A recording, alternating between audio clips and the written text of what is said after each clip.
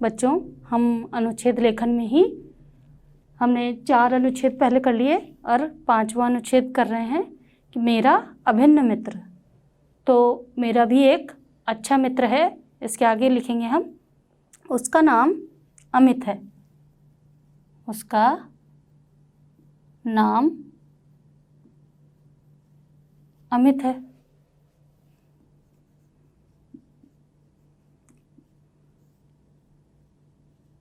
अब ज़रूरी नहीं कि आप ये अमित ही लिखो, आप अपने मित्र का नाम भी लिख सकते हो।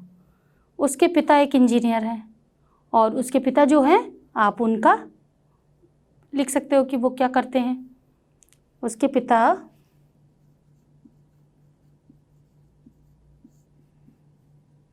एक इंजीनियर हैं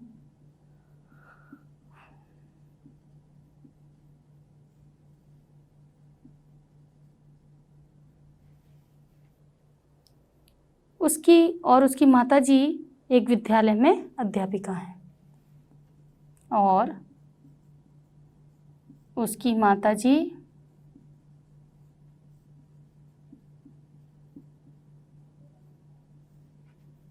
एक विद्यालय में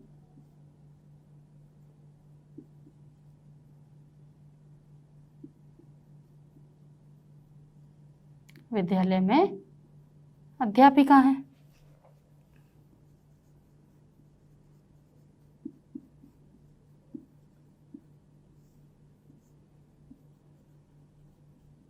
अब देखिए, आप अपने मित्र के बारे में लिख सकते हो कि उसकी माताजी क्या हैं, उसके पिताजी क्या हैं, उस मित्र का क्या नाम है।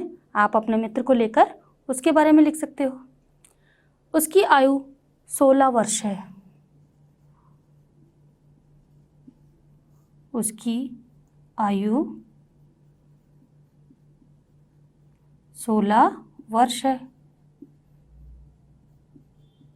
अब देखिए, जितनी उसकी आयु है आप अपने मित्र की आयु लिख सकते हैं। आपका मित्र तो ज़्यादा से ज़्यादा 10-12 साल का होगा, 16 वर्ष का तो नहीं होगा, है ना। फिर आगे है, वह बहुत आज्ञाकारी है। वह बहुत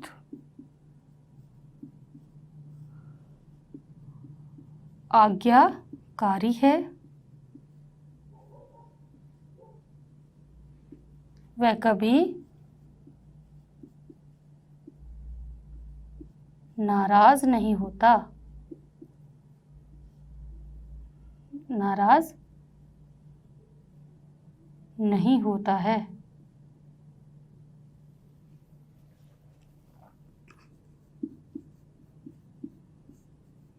अब देखिए, वो माता पिता की बात भी मानता होगा, अच्छे से पढ़ाई भी करता होगा, तो वह बहुत आज्ञाकारी है, अपने गुरुजी की भी बात मानता होगा और वो कभी नाराज़ भी नहीं होता। अगर दोस्त कोई बात कह भी दे तो उस पर वो नाराज़गी नहीं जताता। वह बहुत बुद्धिमान है। वह बहुत बुद्धिमान है।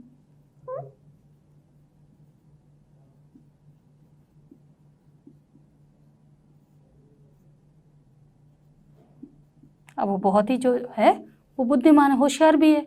अब देखिए, जो बच्चा आज्ञाकारी होगा, कभी नाराज़ ही नहीं होगा और वो बुद्धिमान तो होगा ही। भाई, सबका आशीर्वाद मिलता है जिसे, वो बच्चा तो होशियार ही होगा, आगे निरंतर प्रगति करेगा वो तो।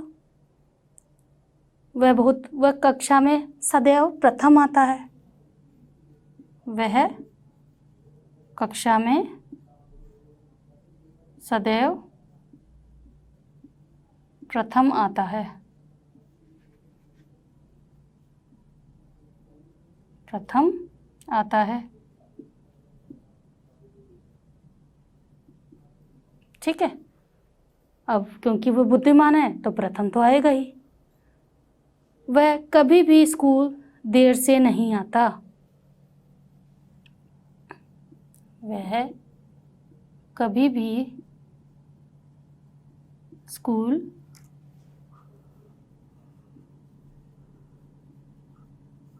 देर से नहीं आता।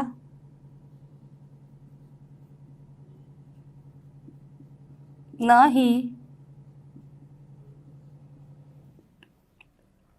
न ही, और ना ही वो कभी उपस्थित रहता है, अनुपस्थित रहता है।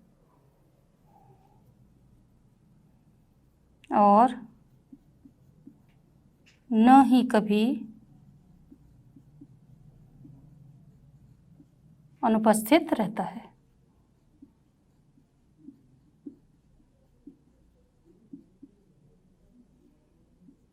रहता है।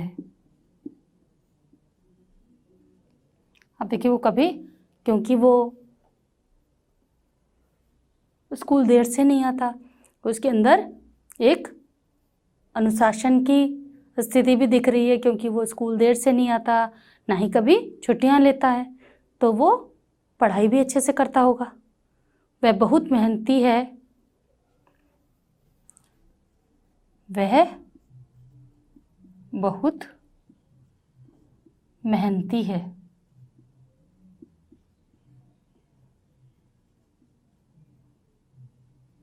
वह बहुत मेहनती है।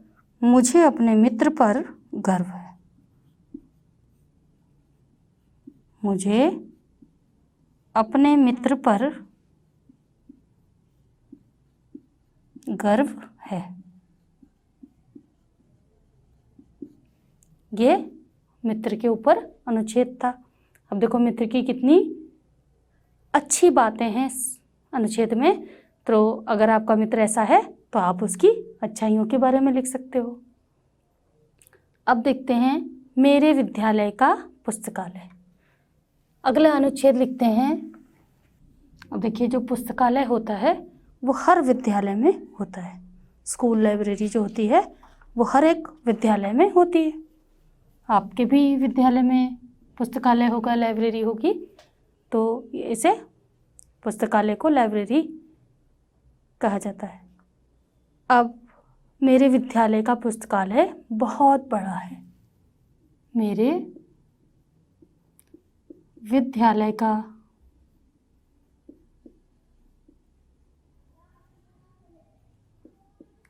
पुस्तकालय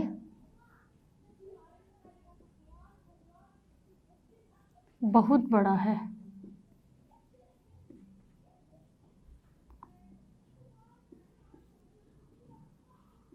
बहुत बड़ा है। देखिए माँ कहती है कि पुस्तकालय पुस्तकों के घर को कहते हैं। तो देखिए पुस्तक प्लस आलय यानी पुस्तकों का घर। तो पुस्तकालय जो है वो पुस्तकों के घर को ही कहते हैं। माँ कहती है कि पुस्तकालय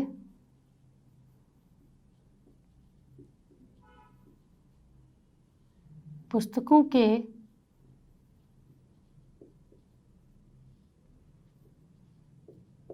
घर को कहते हैं। माँ कहती है कि पुस्तकालय पुस्तकों के घर को कहते हैं।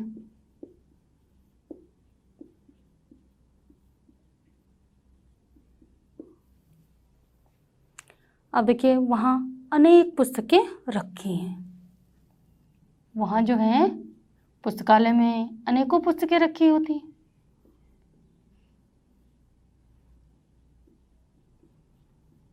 वहाँ अनेक पुस्तकें रखी हैं।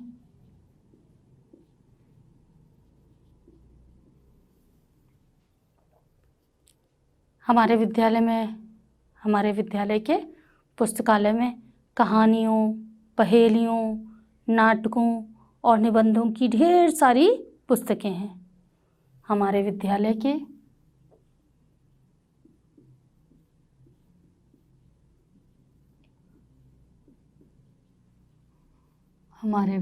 के पुस्तकालय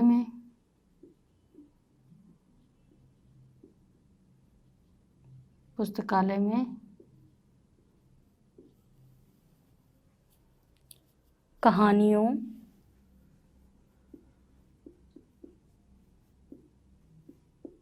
पहेलियों,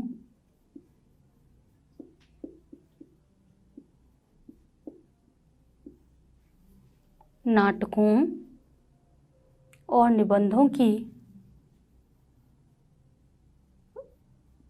नाटकों और निबंधों की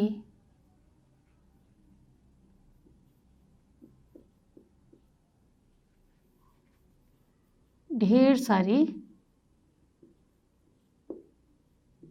पुस्तकें हैं।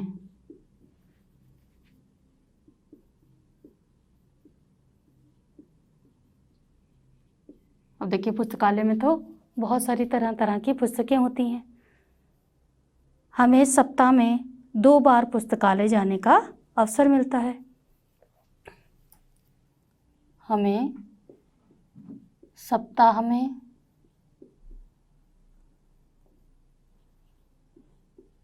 2 बार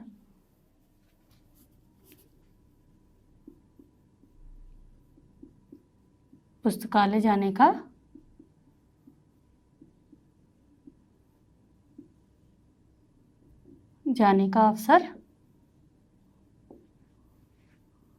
अवसर मिलता है।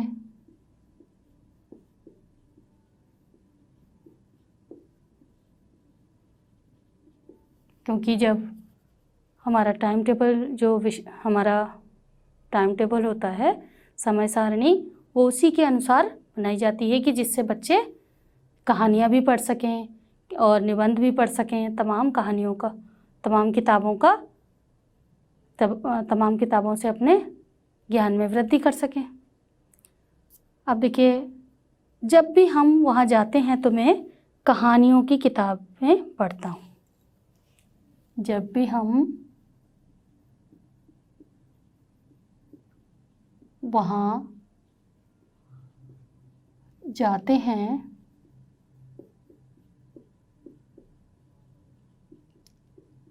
तो मैं कहानियों की किताब पढ़ता हूँ।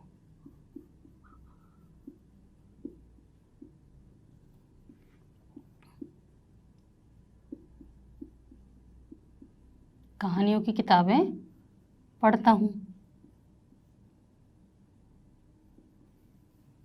और कभी कभी घर के लिए भी कुछ किताबें ले आता हूँ। और कभी कभी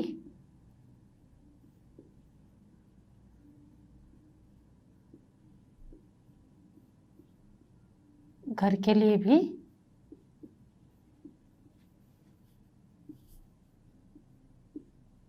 कुछ किताबें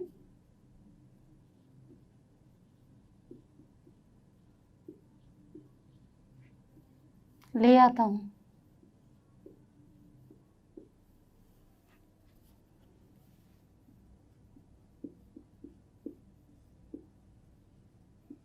देखिए, अगर किताबें हम पुस्तकालय में पढ़ते हैं और पुस्तकालय में जो अध्यापिका होती हैं वो घर के लिए भी इशू कर देती हैं, जिससे घर पर भी हम जो किताब में कहानी हमारी रह गई उसको हम पूरा कर लें।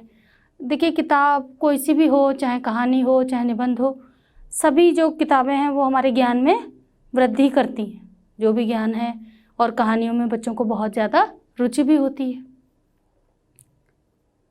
मुझे गणित और विज्ञान की किताबें पढ़ना भी अच्छा लगता है। मुझे गणित और विज्ञान की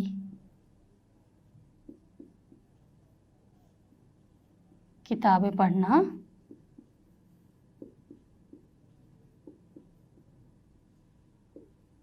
अच्छा लगता है।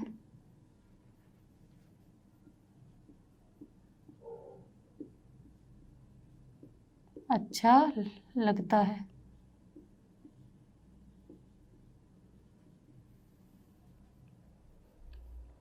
फिर देखिए, हमारे पुस्तकालय की अध्यक्ष बहुत अच्छी हैं।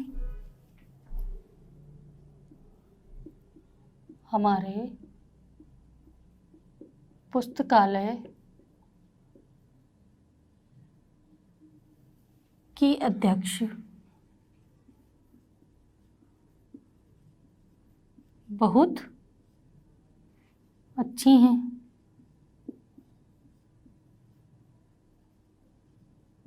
अच्छी हैं।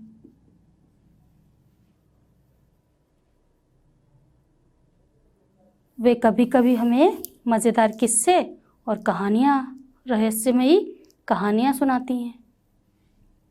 वे कभी कभी हमें मज़ेदार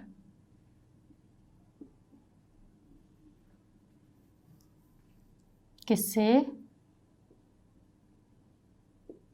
और रहस्यमयी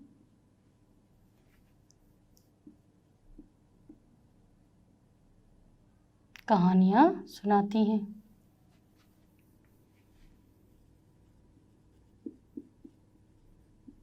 कहानियाँ सुनाती हैं। अब बच्चों को रहस्यमयी कहानियाँ सुनना बहुत अच्छा लगता है, बहुत ही उनको उसमें रुचि होती है और बहुत जिज्ञासा भी रहती है। पुस्तकालय में सब लोग शांतिपूर्वक किताबें पढ़ते हैं। अब आपने देखा होगा कि पुस्तकालय में सभी शांतिपूर्वक किताबें ही पढ़ते हैं, वहाँ जाकर बातें नहीं करते। पुस्तकालय में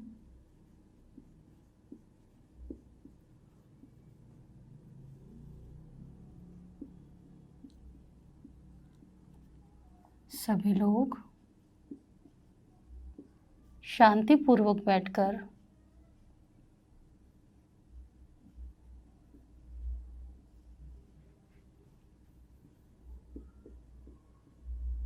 किताबें पढ़ते हैं। किताबें पढ़ते हैं। मेरा पुस्तकालय में बैठकर पढ़ने का मन करता है, क्योंकि वहाँ पर बहुत शांति रहती है और पढ़ने में मन भी लगा रहता है। इसलिए मेरा पुस्तकालय में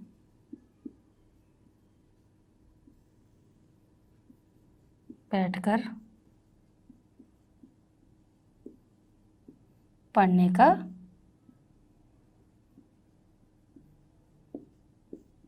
मन करता है।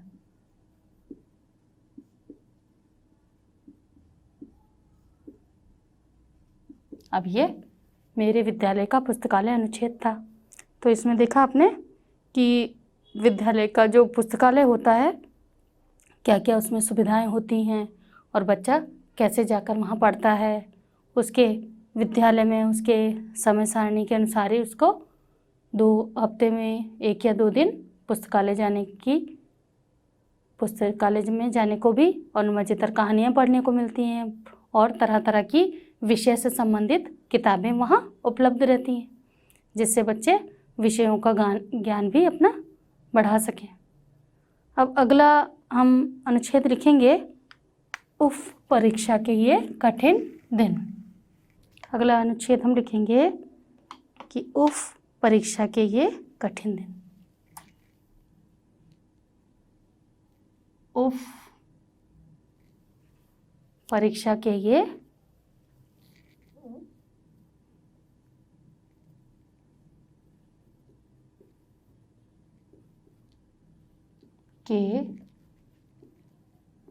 कठिन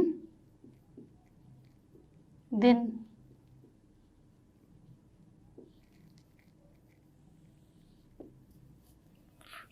देखिए बच्चों, परीक्षाओं से तो सबको थोड़ा सा भय लगता ही है। तो परीक्षाओं के जब दिन होते हैं तभी सभी बच्चों के मन में एक भय रहता है कि हमने पूरा पढ़ लिया कि नहीं पढ़ लिया, जो पढ़ा है वो आएगा कि नहीं आएगा, या उस समय हमें याद रह जाएगा। तो बड़े हों चाहे बच्चे हों, सभी को थोड़ा सा भय रहता ही है परीक्षाओं का। तो और इसमें अपना अनुभव अगर हम लिखें तो बहुत ही अच्छा होगा कि आपका अनुभव कैसा रहता है। इसके ऊपर एक अनुच्छेद हम स्वयं लिख सकते हैं कि परीक्षाओं के दिन में हमारी क्या हालत होती है और कैसे उन दिनों को झेलते हैं, क्योंकि बच्चों के लिए क्यों, ये तो बड़ों के लिए भी बहुत कठिनाई का समय रहता है। सभी को परीक्षाओं से थोड़ा सा भय, चाहे पूरा आपने पढ़ लिया हो विषय सामग्री को, फिर भी थोड़ा सा भय तो लगा ही रहता है। तो देखिए, लिखते हैं हम परीक्षा के ये कठिन दिन। परीक्षा का नाम सुनते ही आंखों के सामने परीक्षा भवन का दृश्य नाच उठता है। अब परीक्षाओं का नाम सुनते ही तो थोड़ा सा भय तो लगता ही है।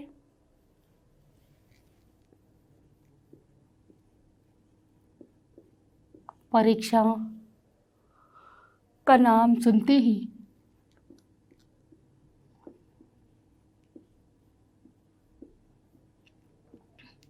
ही आंखों के सामने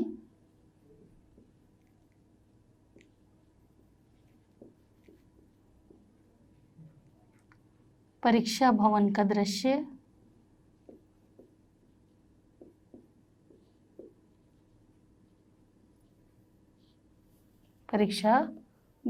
दृश्य नाच उठता है।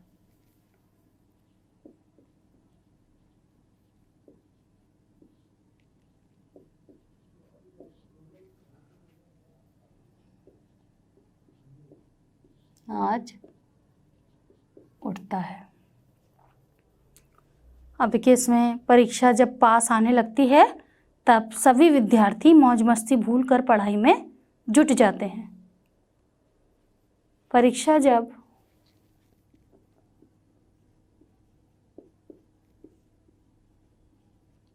पास आने लगती है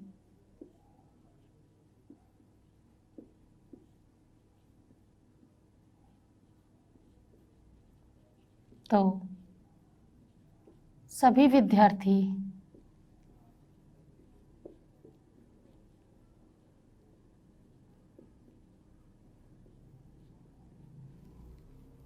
विद्यार्थी मौज मस्ती भूलकर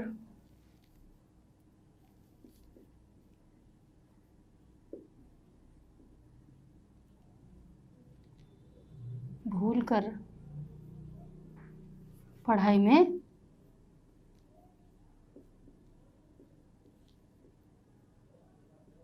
जुट जाते हैं।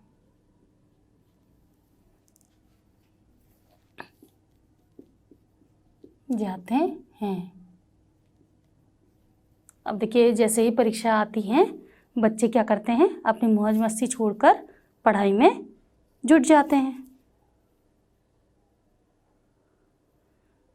जो विद्यार्थी पूरे साल पढ़ाई करते दिखाई नहीं देते, वे भी इन दिनों जोर शोर से पढ़ाई करते दिखाई देते हैं। जो विद्यार्थी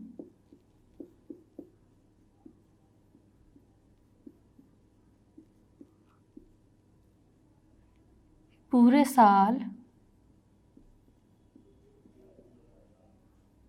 पढ़ाई करते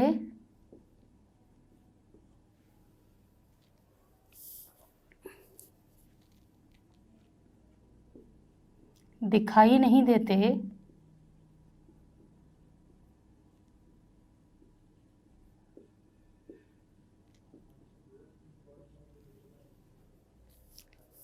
वे भी इन दिनों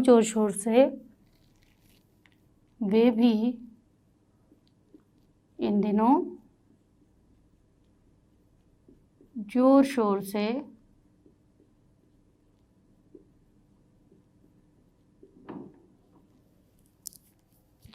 से पढ़ाई करते दिखाई देते हैं।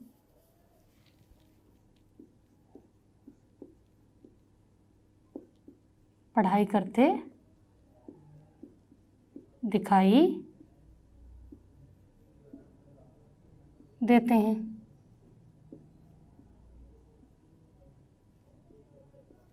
ठीक है, जो बच्चे नहीं पढ़ते वो भी परीक्षा के डर से वो भी पढ़ना शुरू कर देते हैं। परीक्षा समीप आने से पहले ही यदि प्रतिदिन थोड़ी पढ़ाई कर ली जाए, परीक्षा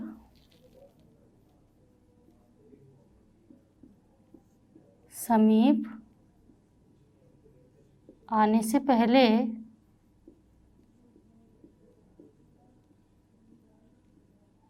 यदि आने से पहले ही यदि प्रतिदिन थोड़ी पढ़ाई कर ली जाए, प्रतिदिन थोड़ी पढ़ाई कर ली जाए,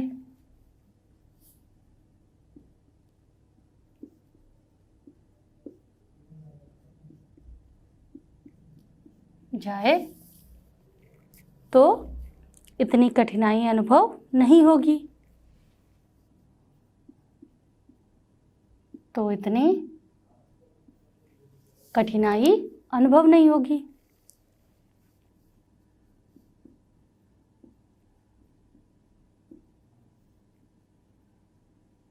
अनुभव नहीं होगी। अब देखिए, अगर हम परीक्षाओं में ही पढ़ते हैं तब तो ये बहुत ही मुश्किल हो जाती है, क्योंकि परीक्षाओं के दिनों में ही सारा कोर्स पढ़ना, सारे पाठ्यक्रम को पढ़ना बहुत ही मुश्किल हो जाता है। इसलिए जब हमारे स्कूल में, हमारे कक्षा में जिस भी टॉपिक पर, जिस भी विषय की पढ़ाई हो, उस टॉपिक को हमें घर जाके रिवीजन करना चाहिए, दोहरान करना चाहिए, जिससे हमें उसका विषय का ज्ञान हो जाए। और परीक्षा से पहले ही हमें थोड़ी थोड़ी तैयारी करते रहना चाहिए, तो खाली हमें इतना परेशानी नहीं झेलनी पड़ती। प्रश्न पत्र मिलने से पहले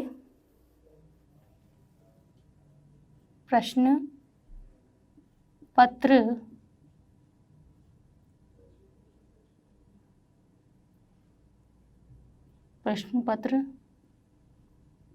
मिलने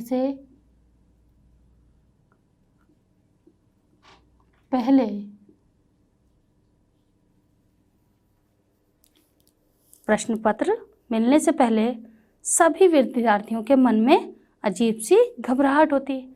ये तो बिल्कुल नेचुरल बात है कि जब कोई भी चाहे पढ़ के आए और चाहे ना पढ़ के आए, फिर भी घबराहट तो थोड़ी होती ही है। प्रश्न पत्र मिलने से पहले सभी विद्यार्थियों के मन में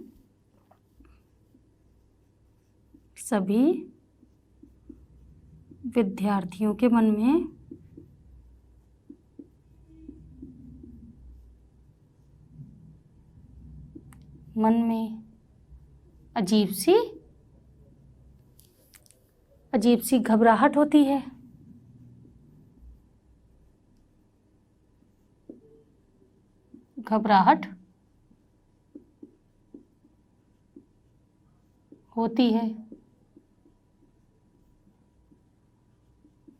अब प्रश्न पत्र हाथ में आते ही वह घबराहट लगभग दूर हो जाती है। जब प्रश्न पत्र को हम देखते हैं कि ये तो हमारा पढ़ा हुआ आया है, तो ये घबराहट स्वतः ही दूर हो जाती है। प्रश्न पत्र हाथ में आते ही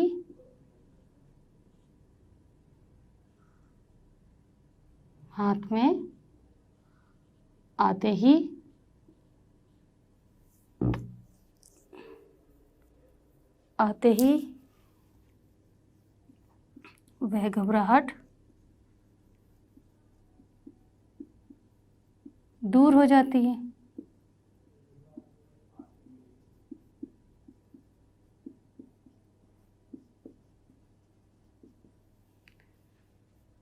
घबराहट दूर हो जाती है।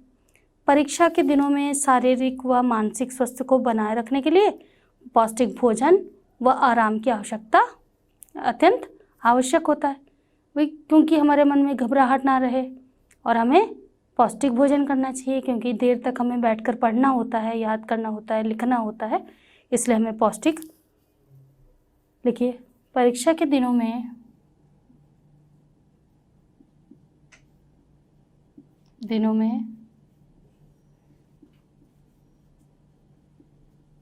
शारीरिक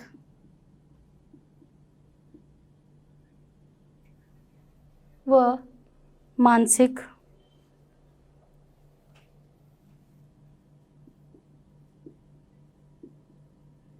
स्वास्थ्य को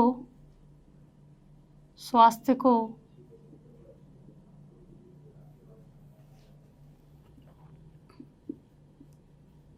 बनाए रखने के लिए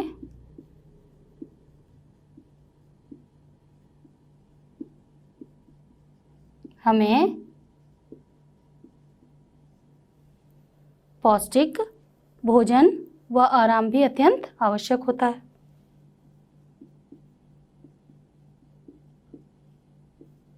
भोजन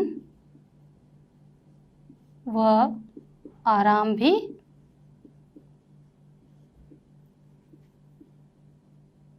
आवश्यक होता है।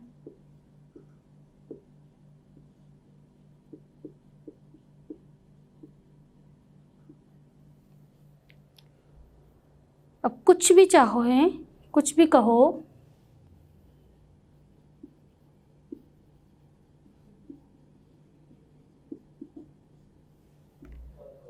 चाहे छोटी उम्र का विद्यार्थी हो या बड़ी उम्र का विद्यार्थी, चाहे छोटी उम्र का विद्यार्थी हो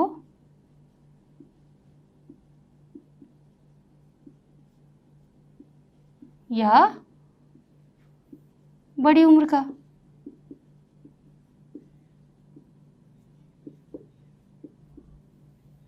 या बड़ी उम्र का, परीक्षा के कठिन दिन बीत जाने पर भी सभी प्रसन्नता से नाच उठते हैं। परीक्षा के कठिन दिन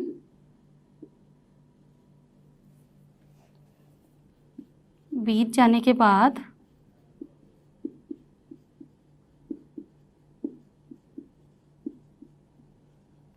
सभी प्रसन्नता से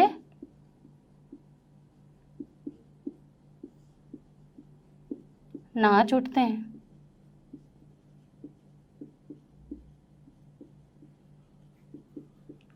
तो बच्चों, ये आपका एक अनुभव था कि परीक्षा के दिनों में आपको कैसा महसूस होता है, कैसा लगता है और कैसी अभिव्यक्ति होती है। ये परीक्षा के दिनों के अनुभव को आप खुद स्वतः भी लिख सकते हो अपने अनुभव के आधार पर। अब देखिए, इसमें और भी अनुच्छेद दिए हुए हैं कि जैसे विद्यार्थी जीवन है, कंप्यूटर है, आदर्श अध्यापक है, भारतीय किसान है।